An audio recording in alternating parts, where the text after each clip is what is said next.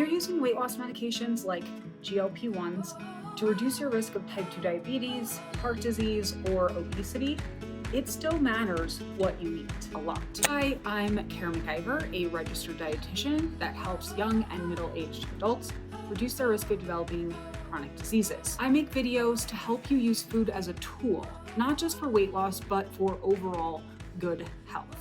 If that sounds like something you need more of in your life, be sure to subscribe to my channel. I will be putting out content every week on how to reduce your risk of developing all kinds of chronic diseases. Now, this is the second video in my series on weight loss medications. If you haven't watched the first, I describe how these medications actually work in the body to lower blood sugar and to cause changes in behavior, changes in intake that actually lead to weight loss. I highly recommend you go watch that one if you haven't already. Now, good health really relies on both the quantity of calories you're taking in and the quality of those calories. The definition of diet quality is diversified, balanced, and healthy intake, which provides energy and essential nutrients for growth and a healthy, active life. Now, calories will dictate your physical weight, but if those calories are made up of poor quality foods, you may still be putting yourself at risk for chronic diseases simply by being deficient in certain nutrients. We can assume that these weight loss medications are going to take care of the quantity side of the good health equation, right? We can see that it is causing people to eat fewer calories and therefore lose weight.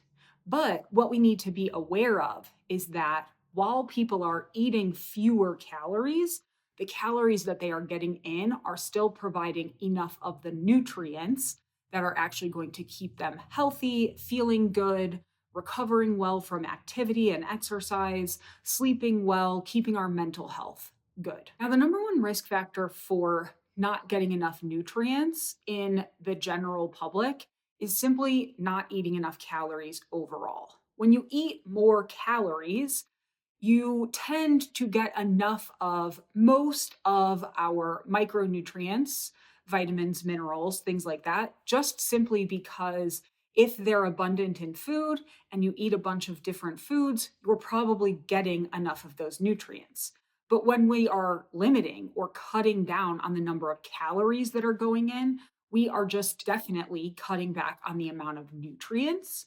And any type of medication, whether it's a weight loss medication or maybe a medication for ADHD, something that limits our appetite is going to put us at risk for some of these nutrient deficiencies. In addition to just generally eating fewer calories, having less of an appetite, we know that these weight loss medications also cause some level of nausea, vomiting, diarrhea, constipation in many of the medication users. And so, if you are just not feeling very good, if you are experiencing constipation or diarrhea, you're just going to be less motivated to eat anyway. And there are going to be certain foods that are going to help you deal with or manage your nausea, your diarrhea, your constipation. So you're probably going to skew towards those foods, maybe more than you would if you weren't on these medications. Users are also reporting that high fat and high sugar foods are increasing the amount of nausea that they experience, while higher protein foods tend to decrease the amount of nausea that they experience. So that gives us some clues into the types of foods that they may limit and therefore the types of nutrients that they may be missing out on. Researchers have also coined this term Ozempic tongue, which refers to reports that are coming out from these medication users that they are experiencing the 4 taste sensations at higher levels. So salty, sweet, bitter, and sour. They are just tasting those things on their tongue more, and therefore they're craving to eat more and more of those things to satisfy that desire for, say, a sweet or salty treat. They just need less food to actually satisfy that craving. So we're getting rid of some of those cravings, which also is altering what people are eating and therefore what nutrients they're getting into the body. Now, before we dive into deficiencies specific to weight loss medication users, I want to talk a little bit about common deficiencies in Americans overall, and especially obese Americans overall, because we know that these groups tend to have specific deficiencies before they even start these medications. We know that they are already at risk simply by being overweight for certain deficiencies. And then we may be making those deficiencies even worse when they start taking these medications. According to national survey data, young to middle-aged adults only score a 56 or 59, respectively, out of 100 on the healthy eating index. Overweight and obese individuals score even lower. Now, class 1 obesity folks, so a BMI over 30 but not quite to 35, they have a healthy eating index score as a group of 50.8. And our class 2 obesity folks, so a BMI over 35, their healthy eating index score is a 48.9. So already we have a lot of opportunity for improving the diet quality of these folks before they even change their diet on these weight loss meds. The typical American diet is already low in multiple food groups: vitamins, minerals, fiber, etc. Because these medications are still newly available to the public, we don't have specific recommendations for exact intake levels of our macronutrients or our vitamins and minerals for people on weight loss meds. But we do have the general guidelines for Americans, people who are generally engaging in weight loss, and we have recommendations for patients who have undergone bariatric surgery. And that's important because bariatric surgery patients are the only population that we know is losing similar amounts of weight than weight loss medication patients.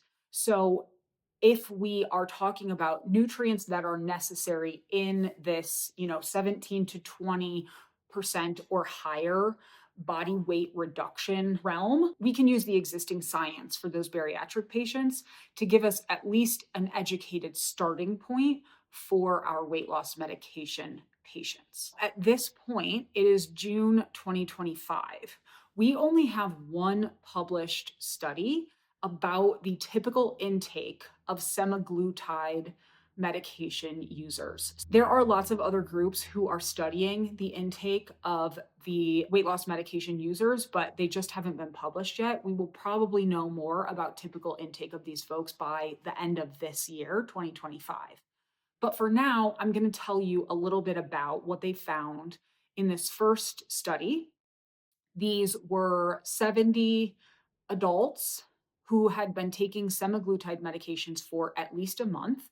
They filled out some surveys, and then they also did a 3-day food journal that they turned in. The researchers analyzed all of that information to get a good look at the nutrients that these folks were eating and where they compared to recommendations. So the short story here is, if you are on a weight loss medication or considering taking one, there is more to think about than just weight loss, which is why it really makes sense to be working very closely with your primary care physician or especially a registered dietitian to make sure that we are managing the diet quantity and the diet quality that is going to keep you in your best health. Now, I'm going to try to lay these things out side by side. Our general recommendations, our bariatric recommendations, and the intake seen in these patients in the study, so you get an idea of where we're maybe meeting what we think is best practice and where we may not be meeting what we think is best practice. I'm going to start with protein because in all weight loss patients,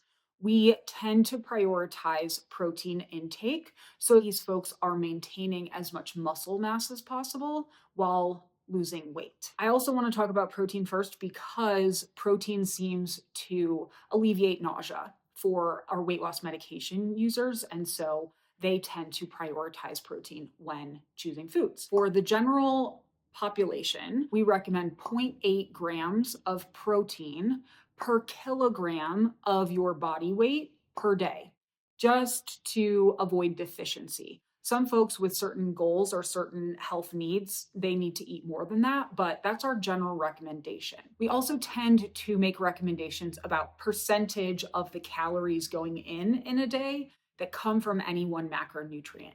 For protein, it is recommended that between 10 and 35% of a person's overall calories in a day come from our protein foods. Our general weight loss recommendations, sometimes protein is prioritized even higher for those patients, again, to help maintain muscle mass during weight loss, but also because some folks find that protein foods are more satiating. So help folks manage their hunger while they are in a calorie deficit. So the recommendations for weight loss go all the way up to 2.2 grams of protein per kilogram of body weight, or 1 gram per pound. So anywhere in that range, 0.8 to 2.2 grams per kilogram of body weight, tend to be our general protein recommendations.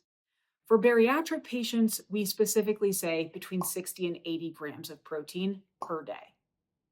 What this study found is that our semaglutide users are taking in an average of 77 grams of protein, which does fall in that recommendation that we make for bariatric patients. They also found that protein tends to be 18.5% of the daily calorie intake for these semaglutide users. Now, that is in line with our recommendations for the general population as a percentage. But depending on a person's body weight, that 77 grams may not actually be enough to meet those upper level protein recommendations that we see in other weight loss patients. For carbohydrates, the bare minimum recommendation for most folks, general population or weight loss population, is 130 grams of carbohydrates per day.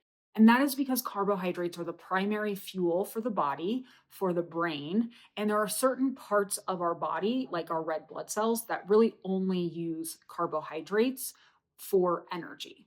I think the general population recommendation for carbohydrates is 275 grams per day, but there's some level of personalization, again, depending on a person's preferences and goals.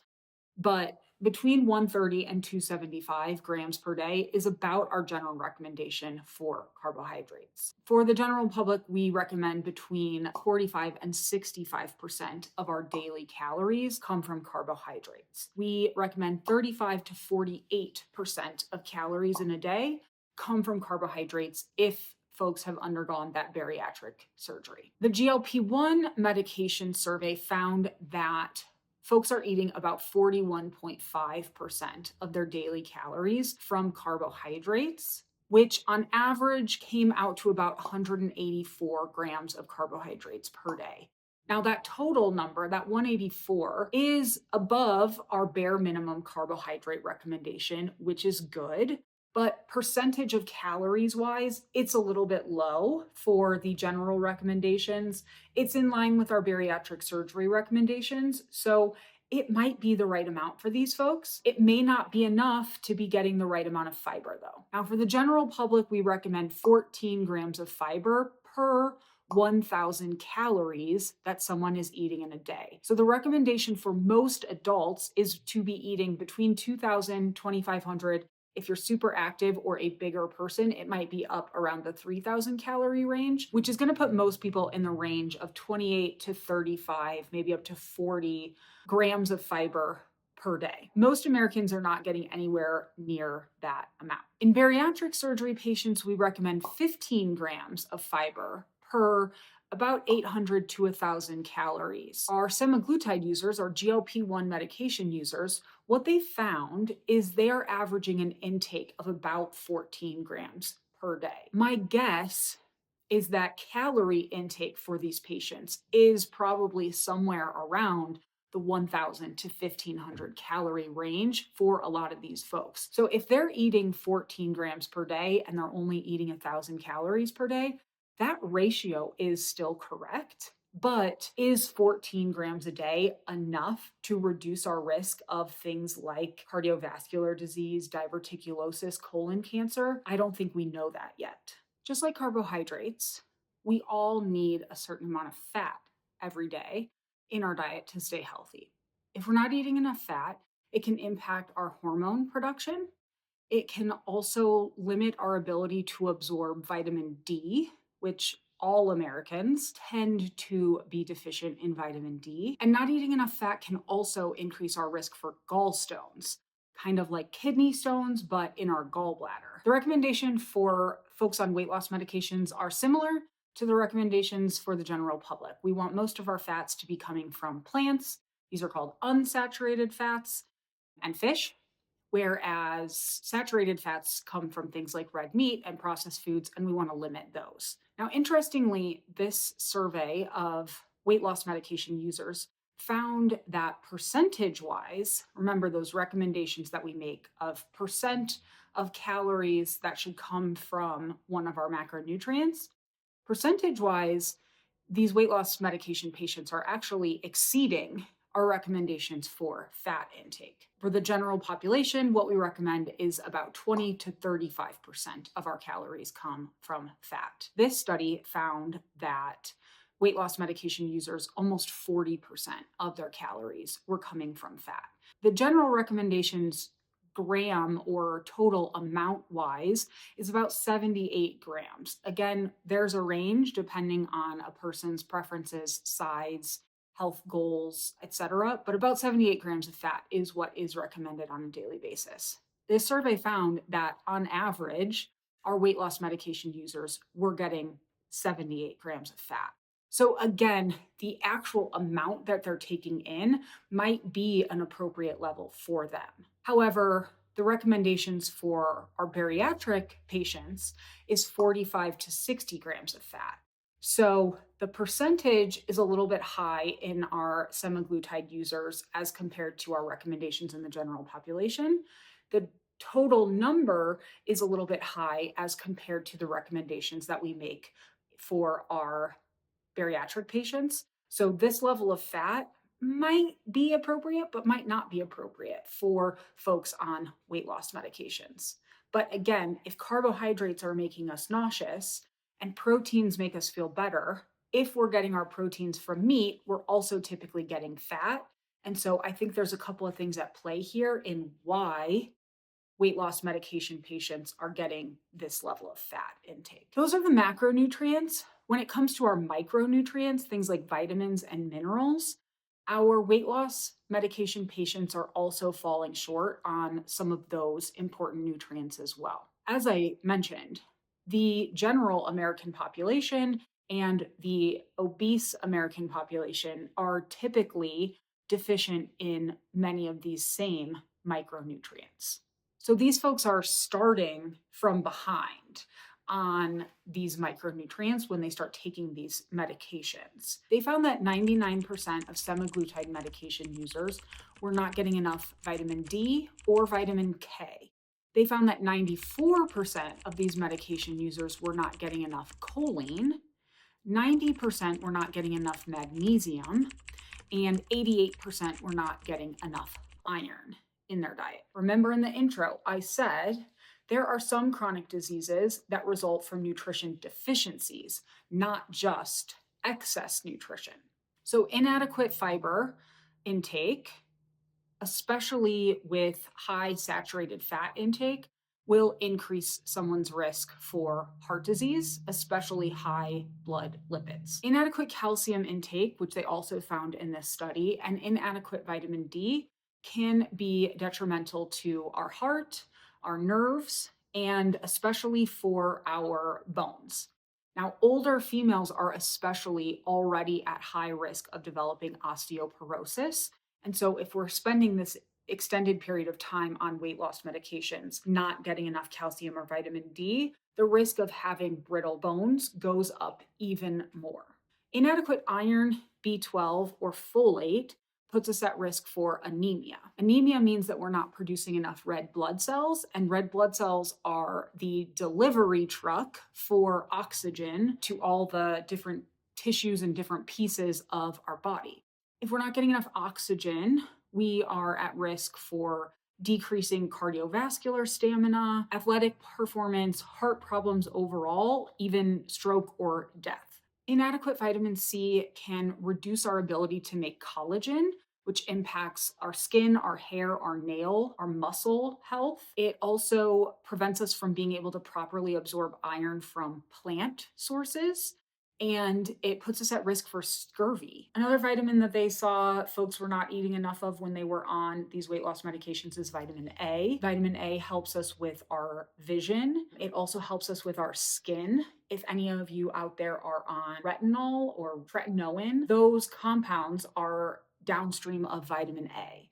And lack of vitamin K, which we saw in this study, almost 100% of these folks were not getting enough vitamin K.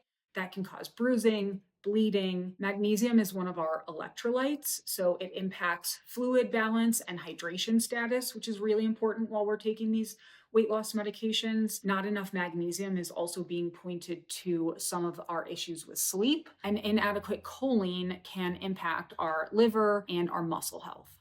So the weight loss and the blood sugar reductions that these medications create in these patients, they're huge, and they go a long way in preventing some of these chronic diseases of excess intake.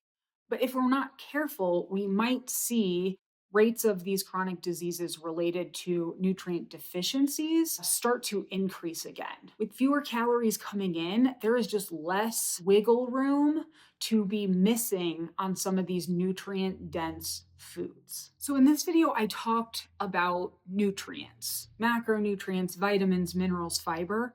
But that's not really how we make meals, right? We choose foods. So in my next video, I am going to talk specifically about foods that are going to help you meet these nutrient needs if you are on these weight loss medications, and how to manage both keeping the calorie level appropriate to your appetite levels and your activity level needs, but also making sure that diet quality is there as well. If you made it this far, I would love if you gave me a like on this video. It really helps let the YouTube robots know that this was a good one or you learned something.